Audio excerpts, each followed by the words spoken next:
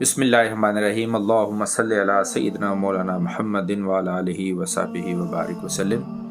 हाज़रीन मोहतरम, आपने मिराज के वाक़यात सुन रखे हैं या अल्हम्दुलिल्लाह हमारे चैनल में भी इसकी वीडियोस अपलोड हो रही हैं।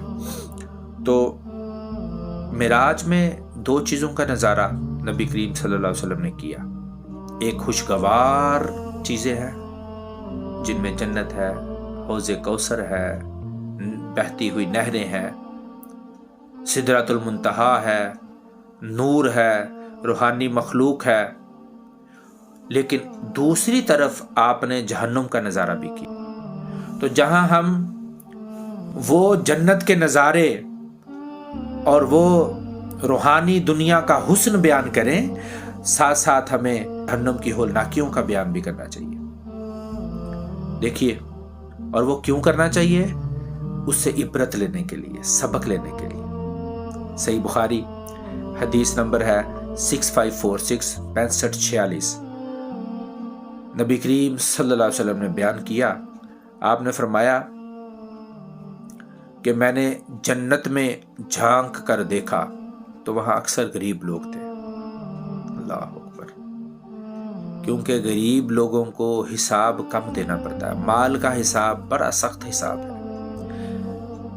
माल की कसरत की जब दुआ करे, ये दुआ करे कि या अल्लाह मुझे दौलत दे तो दौलत उस्मानी दे, मुझे दौलत दे तो फिर उसके मुताबिक मेरा ज़र्फ भी कर, मुझे दौलत दे तो मेरे दिल को इस दौलत की मोहब्बत से पाक भी रख, मुझे दौलत दे तो अपनी राह में खर्च करने का जज्बा भी दे, मुझे दौलत दे तो सखावत की तौफीक भी दे।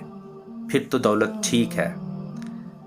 इससे बड़े फायदे हैं। इससे आप दीन की खिदमत कर सकते हैं, लोगों इंसानियत की खिदमत कर सकते हैं।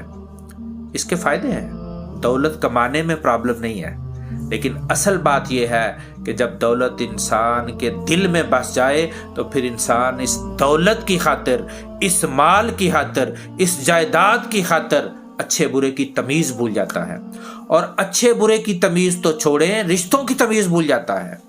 आप देख रहे दुनिया में क्या हो रहा है।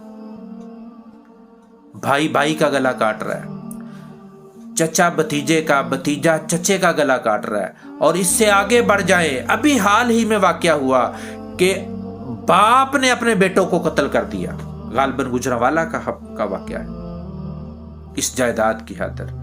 और औलाद अपने बाप को कत्ल कर रही है, जंजीरों से बांध रही है कि ये हमें हमारी जायदाद अपनी जिंदगी में ट्रांसफर क्यों नहीं कर रहा। ऐसे वाकयात हैं। तो अल्लाह ताला ऐसी दौलत से तो बचाए। हाँ, ऐसी दौलत जो सैयदना उस्मान को मिली, जो हजरत अब्दुर्रहमान बिन औफ को मिली, जो सैयदना अबू बकर सिद्दीक को मिली, हाँ, ऐसी दौलत से अल्लाह सबको नवाजे। तो नबी करीम सल्लल्लाहु अलैहि वसल्लम फरमाया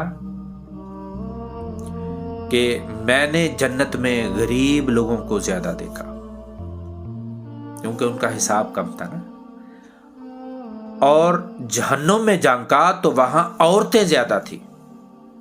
अल्लाह अकबर।